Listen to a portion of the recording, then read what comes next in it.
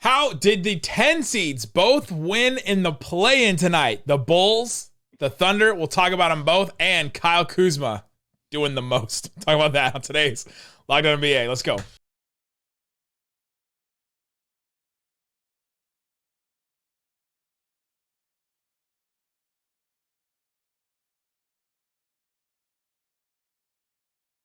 And welcome. You are locked on to the NBA. My name is Nick Angstadt, host of the Locked On Mavericks podcast. Thanks for being part of the show and making Locked On NBA your first listen each and every day. Subscribe to Locked On NBA for free or follow on YouTube wherever you listen to podcasts. You can follow us.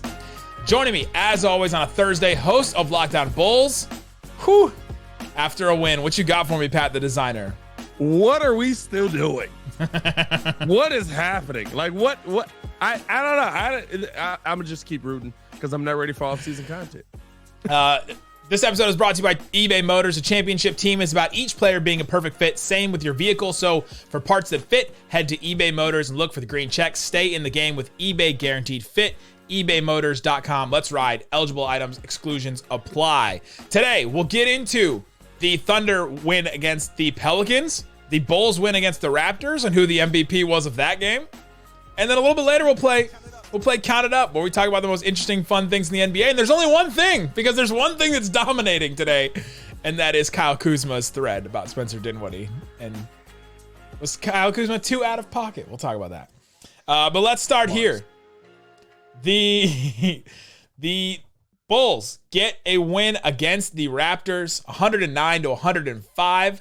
And man, if I'm starting with this game, and I think I start with Zach LaVine, because his third quarter, 17 points, finishes the game with 39, 12 of 22 from the field, 13 of 15 from the free throw line. The rest of the Bulls took 7 free throws, 2 from Vooch, 5 from DeRozan, all 15 from Zach LaVine. Like, he carried this team in the second half.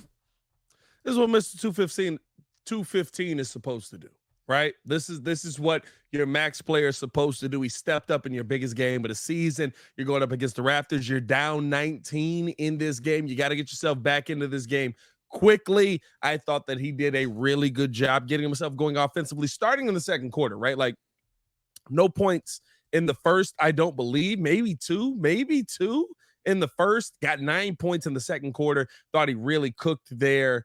In that second quarter, got himself really going. Third quarter, right, like you said, 17 in the quarter, really was the offensive focal point. And I mean, like, listen, give Zach LaVine his flowers where flowers are due.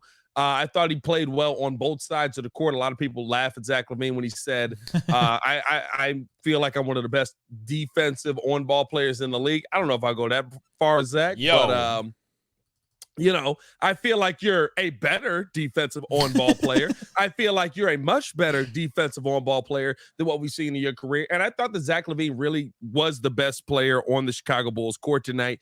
I mean, once they put the ball in his hands, he went to work. And it really showed, right? Like, size didn't matter.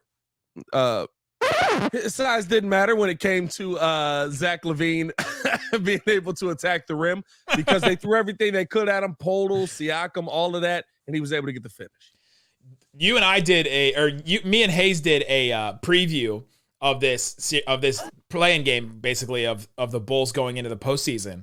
And the one thing that I heard from Hayes, and I also heard from you, like, leading up to this, is that the Bulls just had to have enough heart to win this game. Like, which Bulls are we going to see? Are we going to see a Bulls team that basically tries and, like, goes all for it, or a Bulls team that shows up and is like too cool for school, doesn't really do the things, like the little things that you need to, sort of like what we saw from Miami against the Hawks the other night? But did we see that Bulls team with the heart, or did they win in a different way?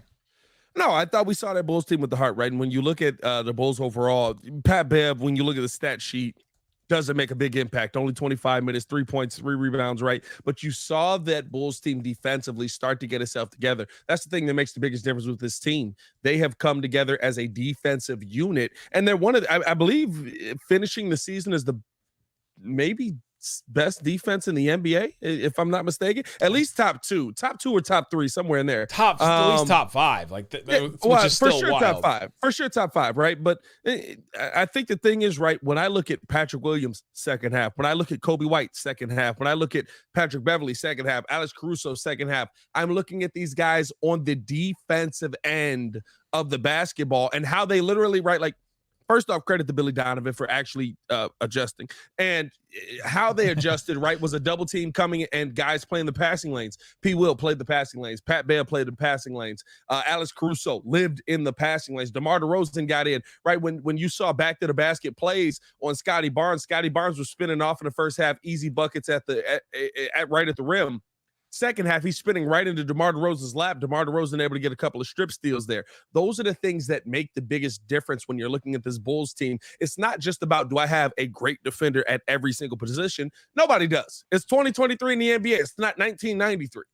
So when I look at his team, it's about, how does the help defense work? My best defender is sending a very good offensive player into somebody that we may say is an okay or mediocre defender, but literally he's turning with the ball out right into the hands of another player, and the Bulls were able to take advantage of that. Defensively, this team showed out. That's where the heart showed up the most to me. It's just about having disruptors, right? Like, be in the right place and have a couple of disruptors. I think Alex Caruso is that. I think Patrick Beverley at times can be that. Patrick Williams obviously is that. But like, to have, what did they finish with? 10 blocks. Caruso had 3. DeRozan had 2. Patrick Williams had 2. And then the Raptors had 14 turnovers, and you turned those into points. Like, just to disrupt it, just to be in the right spot, I feel like was the main thing. And I feel like they used, like, they tried to make the Thunder be like a jump shooting team. And neither of these teams are good jump shooters. Like, the story at the beginning of the game was that the Raptors were making their threes and the Bulls weren't. Like, the Bulls started like 0 for 6 to start the game from 3. Even going into like halftime, they weren't really shooting the ball well from 3. Didn't finish the 7 of 26 to finish the game. So like, the Raptors were forced into that a little bit. Didn't really create enough elsewhere besides Siakam doing his thing. Fred VanVleet was getting some stuff going early as well. But yeah, nobody else really stepped up for them because the Bulls were forcing them into the situations that don't maximize those players on offense, at least. And I thought that was a key thing with the Bulls defense. No, yeah, and I think, right, the Bulls' biggest problem this season, you hit the nail on the head, right? Like, this isn't a different Bulls team that we saw tonight. It just isn't. They still couldn't shoot. they still got off to a slow start in the first half. This is the exact same Bulls team we talked about all season. But in the second half, I think the thing that you saw that was the most different was a Bulls team that was able to, okay, hey, we're going to clamp up defensively. And I've said this is when the Bulls are best. If you're a great defensive team, the thing you need to do on the other side of that is turn that into offense. In this game, in the second half, the Chicago Bulls were able to turn those steals into buckets at the rim. The Chicago Bulls were able to turn those steals into wide open three-pointers. The Chicago Bulls were able to turn those steals into an offense that put the Toronto Raptors on their heels and got you back into the game. In the first half, that wasn't happening. The Bulls weren't playing bad defense in the first half. The Bulls were closing out well. They were rotating well, right? Like, I looked at them and I was like, this isn't a bad defensive play. You just can't score the basketball on the other end of the court. That's the biggest problem that you have right now. Once you get the offense going, Zach LaVine cooking, that made the difference. The other thing that stood out to me is that the Raptors allowed 52 points in the paint to the Bulls. The Bulls just kept attacking and attacking and attacking. You think for a team with like the Raptors with OG Anunoby, Pascal Siakam, Scotty Barnes, Jakob Poeltl, like all these guys with long wingspans and are known as defensive guys and all that you wouldn't allow 52 points in the paint to this Bulls team that is mostly a jump shooting team, right? Like, they don't take threes, but they take a bunch of mid-range shots and don't have like a ton of attackers. So I thought that was really interesting that they allowed that many points in the paint. No, I was surprised as well, but I will say this, right? Like, I think that was what, and I did the crossover with Sean Woodley from Locked On Raptors. I think that was why they're talking about Nick Nurse as probably being on the hot seat, probably being out at this point, right? Which was very, very surprising to hear because of the adjustments that the Bulls were able to make to get into the paint. I thought early in that game, they kept the Bulls out of the paint, didn't allow them to go to Vooch, didn't allow them to get attack the bucket, right? In the second half, I didn't see that. Zach LaVine got to the bucket at will, moving people literally out of his way. Like literally just like, you're going to allow contact. Like we're playing the physical game. Okay. I'm just going to run you over and then make this layup. That's going to be very tough, but it is what it is. I thought that was such a key moment for the Chicago Bulls where like there wasn't an adjustment on, hey, let's collapse in the paint. And I think that's why like we might be heading into next season with Nick Nurse jobless. Like that's a wild statement to say because I actually think he's a good head coach, but Raptors fans and the Raptors PR or not PR but media does not. Raptor State Media. Raptor State Media. Take you out. Which is interesting. I think he'll find a job. Like I think the Rockets or somebody should hire him for sure if he's going to be available. But yeah, that's wild for them. But so far, we have not even mentioned the real MVP of this game. Coming up. Diar DeRozan. I hope her middle name's not Darnell. Her dad's middle name is Darnell. Please, God, don't let that be I don't think he gave her his middle. We'll talk about that coming up. But before we do, let me tell you about eBay Motors. For a championship team, it's all about making sure that every player is a perfect fit. You want to make sure your backcourt fits. You want to make sure that your wings fit, the bigs, all that. It's the same when it comes to your vehicle. Every part needs to fit just right. So the next time you find parts and accessories, head to eBay Motors. With eBay Guaranteed Fit, you can be sure that every part you need fits right the first time around. Just add your ride to My Garage and look for the green check to know that the part will fit or your money back, because just like in sports, confidence is the name of the game. And when you shop at eBay Motors with over 122 million parts to choose from, you'll be back in the game with no time. After all, it's easy to bring home a win when the right parts are guaranteed. Get the right parts, the right fit, and the right prices on ebaymotors.com. Let's ride. Eligible items only. Exclusions apply.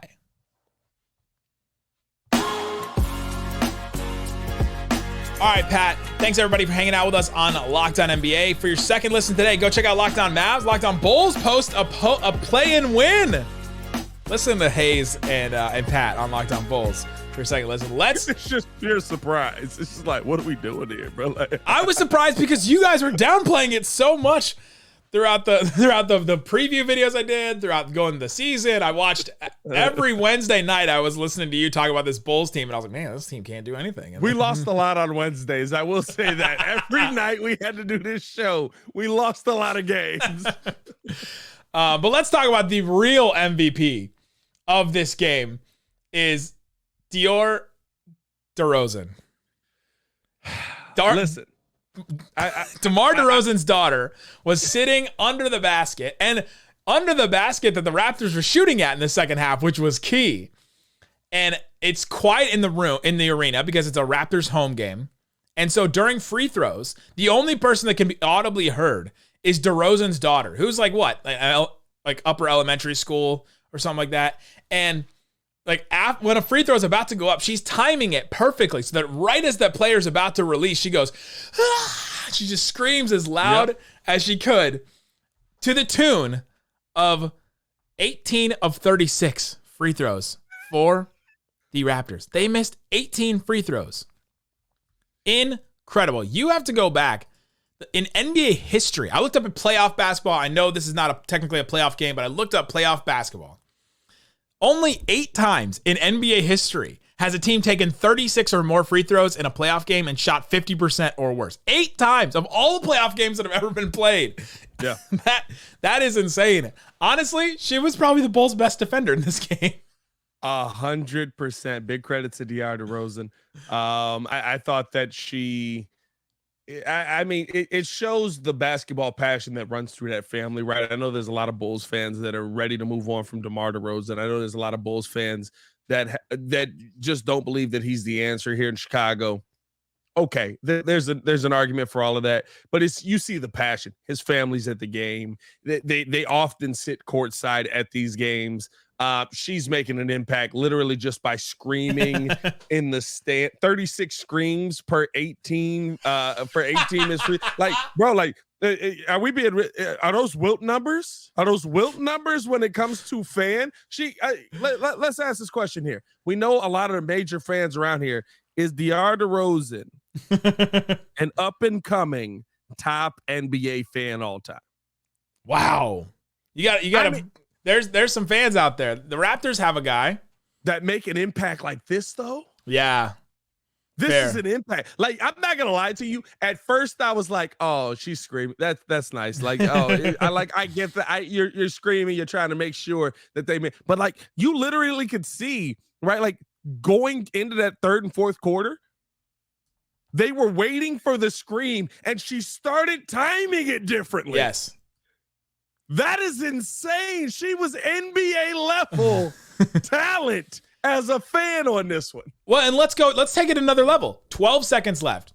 Caruso gets the foul call on him that was changed right after the call because they originally called it. Worst calls ever. They originally called that call on the floor or something. He wasn't in the act of shooting. So it's a pump fake, comes down. Caruso fouls him. He's on the floor, turns around, throws it up, and they're like, "Yeah, that's 3."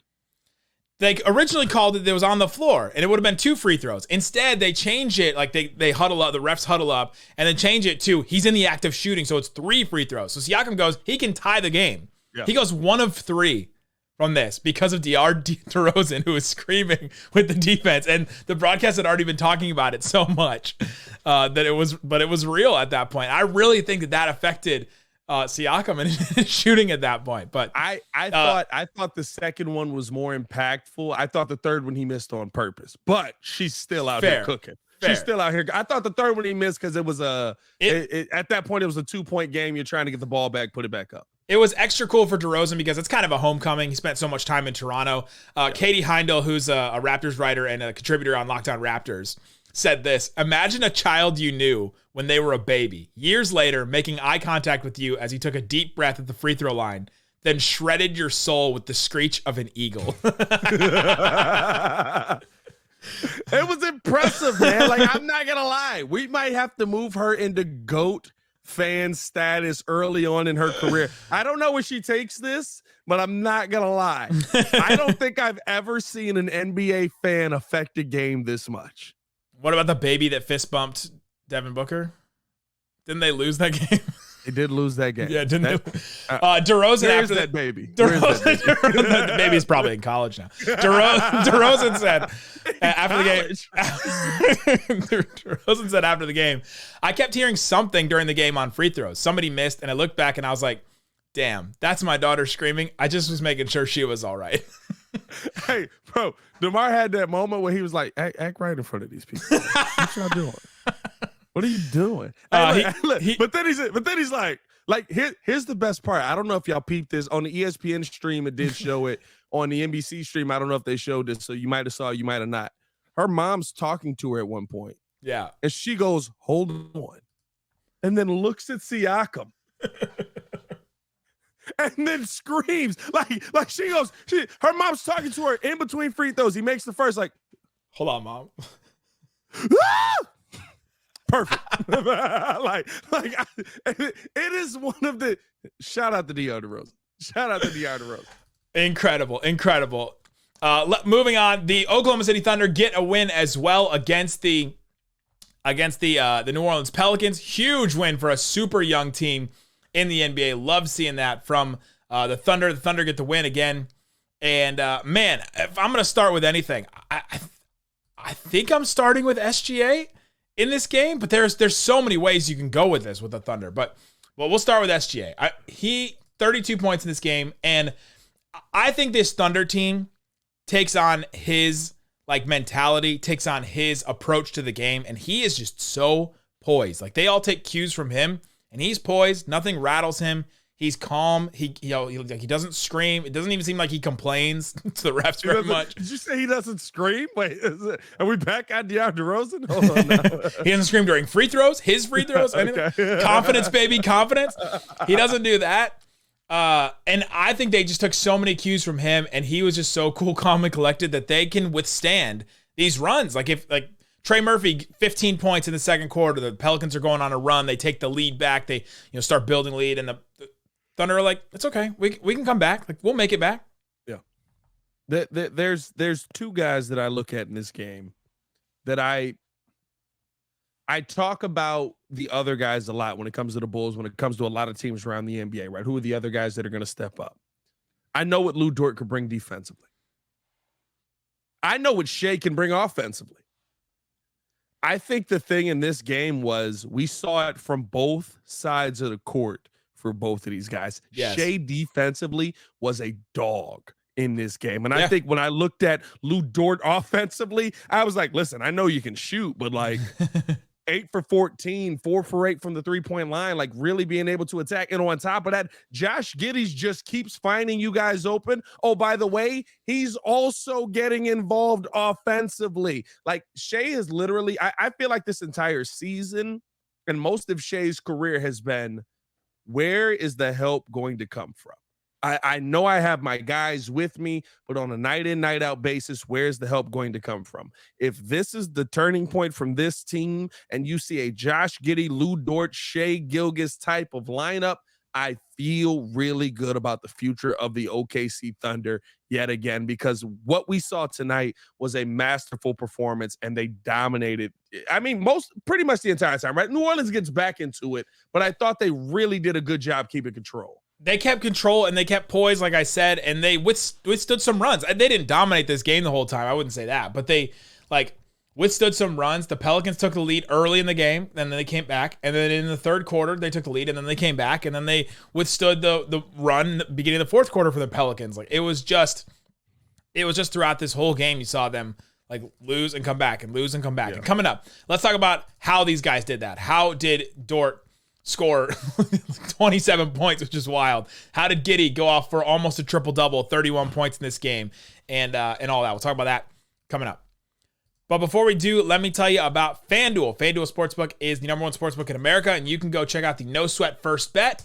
Up to $1,000 you can bet for your first time, and if you don't win, you get it back. So go check it out. They have all kinds of stuff. Ooh, they already have odds for Bulls Heat. Have you seen this yet? I have not seen this yet. What we got? Guess the spread. Who's favored and by how many points?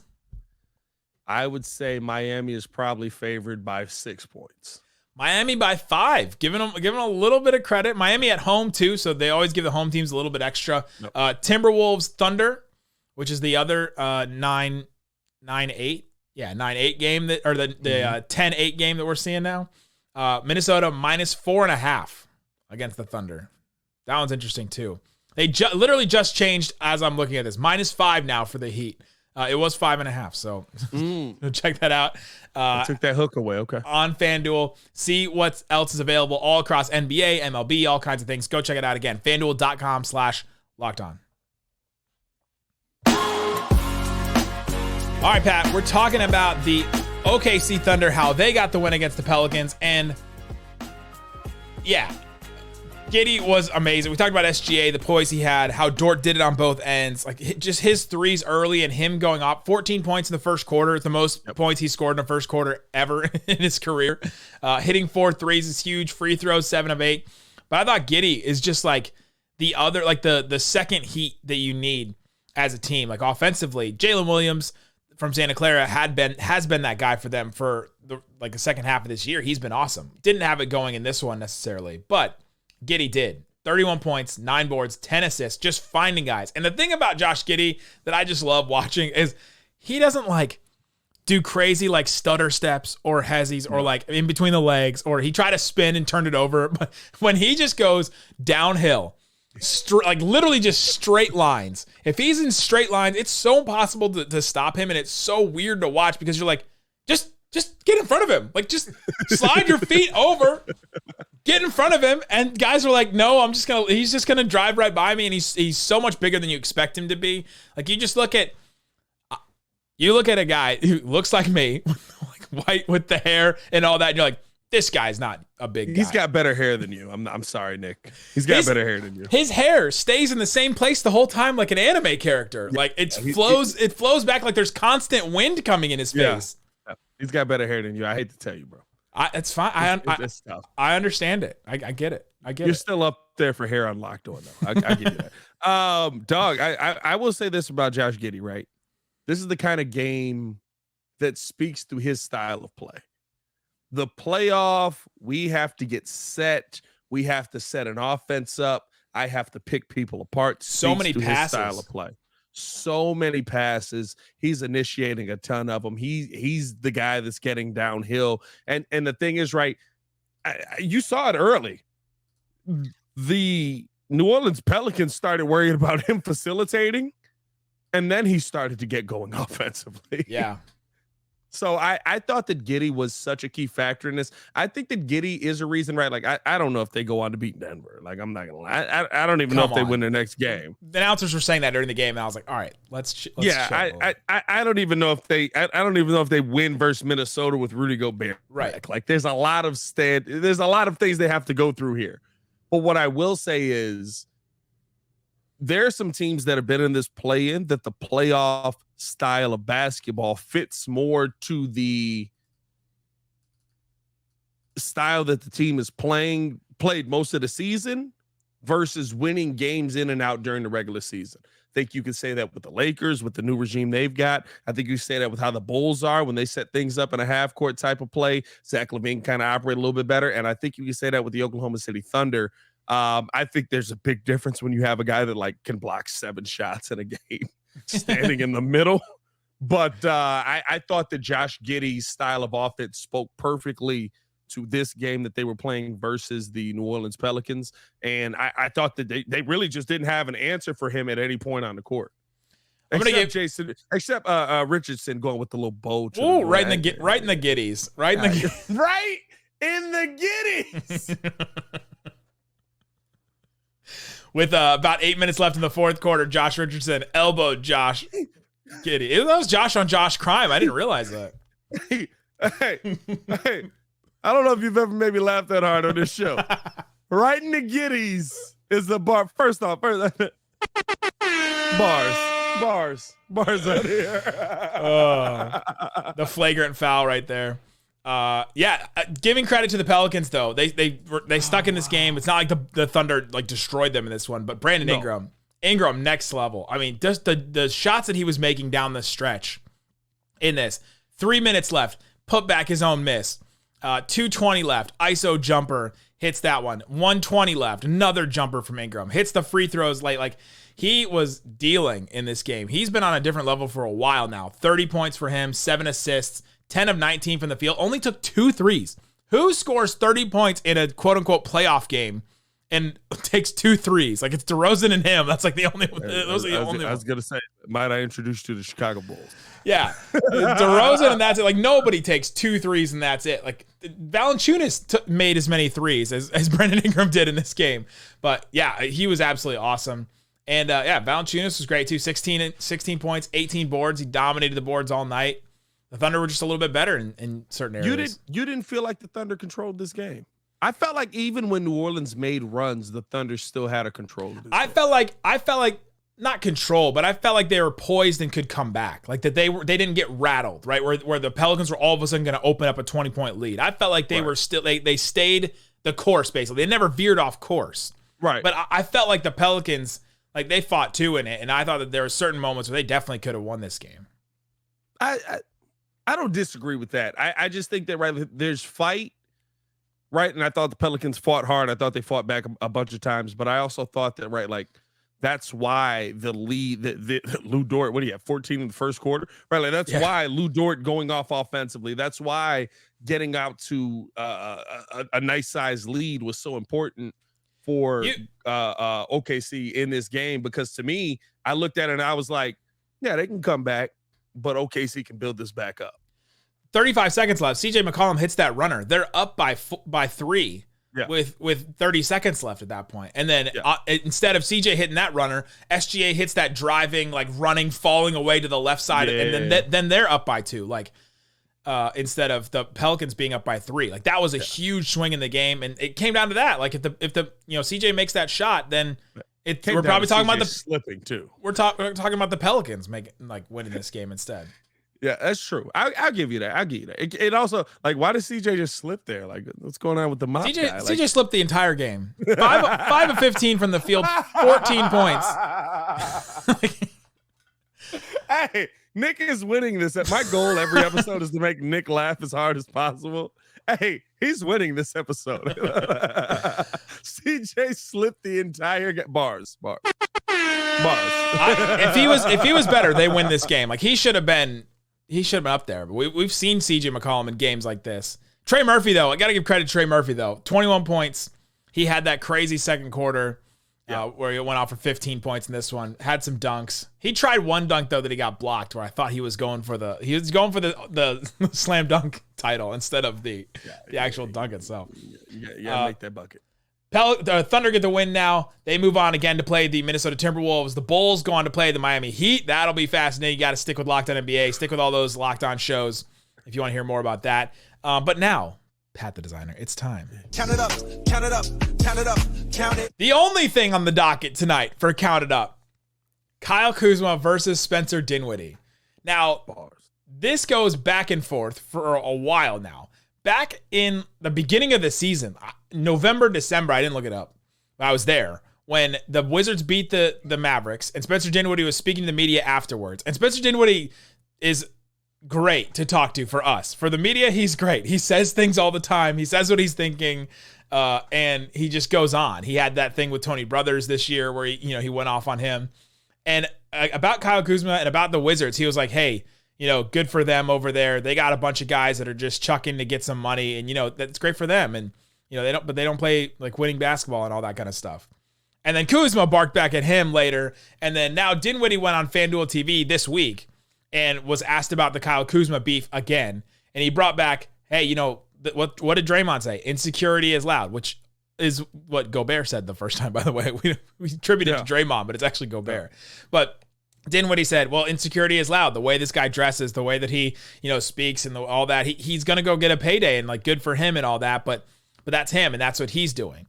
And so then Kyle Kuzma hears this on FanDuel TV, apparently, or someone sent it to him probably, and responds with a thread on Twitter. And can I interest you in me reading this out loud on the pod? Please. Number 1. Insecurity is loud. The Wizards and I have so much real estate on Din. Hold on. Do I have on Din Island?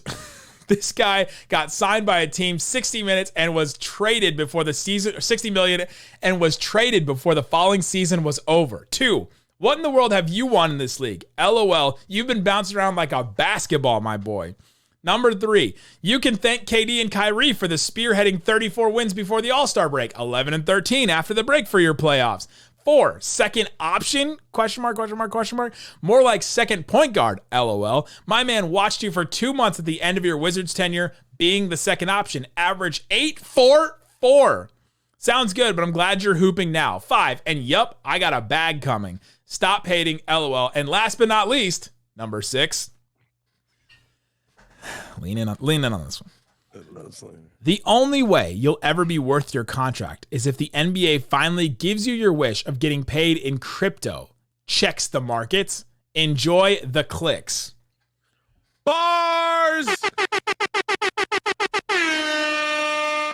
Count it up. Don DeMarco. Count it up. Count it up. Give it bars. A scale of 0 to 5 bars. 5 being the greatest thing. 0 being it's nothing. Listen, we got to do this in actual bars, right? There's a scale of back to back to no Vaseline. He's all the way on no Vaseline with this. All the way. All the way. You want to know why? Because nothing he said was wrong. And I think Dinwiddie's a nice player. I think he's a good player. I'm glad that he's gone on from the Bulls, hosing this guy, to actually have a really nice NBA career. But there's 2 things that I look at. Because Dinwiddie talked about winning and making the playoffs. Yep. Shout out Kyrie and KD. Because they were very mid and almost in the play-in tournament in the second half of the season. Shout out to we're making second option jokes. He's not wrong about 8-4-4. With the Wizards, yeah. He's not wrong about that. Hey, they paid you all that money and you were 8-4-4. And then finally, you gotta throw this in. Spencer Dinwiddie did say he thought that we need to get to a point where we get paid in crypto, check the markets, and then puts the stock emoji down and says that's the only time you'll ever be worth your contract. My God, bars. You want to know why? Because Kyle Kuzma is probably going to get 20 M's a year going into next season just to be the second option on somebody's team. He's going to be Kyle Kuzma. I applaud you when Dallas pays you. They don't have that money. They don't have that money. They wish they. Well, if Kyrie leaves, I guess. If Kyrie leaves, they will. It is funny to me. It's hilarious on several levels. But he starts with "insecurity is loud?" ? And then he proceeds to list 6 things in order, like with the numbers, and call him boy, and talk about crypto, and talk about all this, like call him out for being a second option and all this stuff. It was like, if insecurity is loud, what does like a 7-tweet thread where you start calling guys out and hitting all the notes like that say? What's bigger though, a 7-tweet thread, or you going on FanDuel TV to sit there and go out of your way to? Well, but he was asked about it, so you're like, okay, well. Kyle Kuzma was the one that went out of his way. I just got it off. Got it off. Didn't you?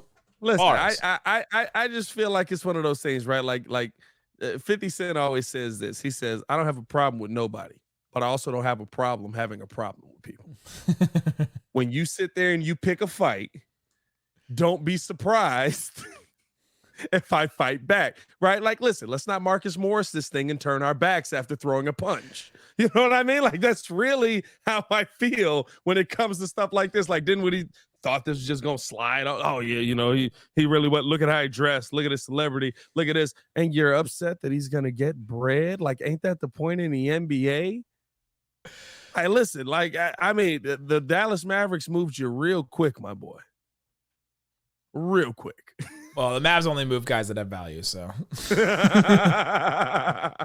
I don't know, man. I thought he got this one off. I thought this was justified. I like the back and forth. I like when people are mad at each other. The problem is happening on Brooklyn and the Wizards, and no one cares. You know what I mean? Like, we don't care. Not even the first options on those teams. Not even the first options on the Wizards and the Nets. We don't care. You know what I mean? Like, Jesus. There you go. Go listen to Locked On Bulls. Listen to Locked On Mavs as your second listen today. And check out Locked On NBA tomorrow. Adam Mares, Wes Goldberg. Great stuff from them. Actually, I think Tony East is on with Adam Mares, so still be good. Go check it out. It's Locked On NBA tomorrow. Guys, thanks so much for listening to Locked On NBA. Bye-bye. Boom.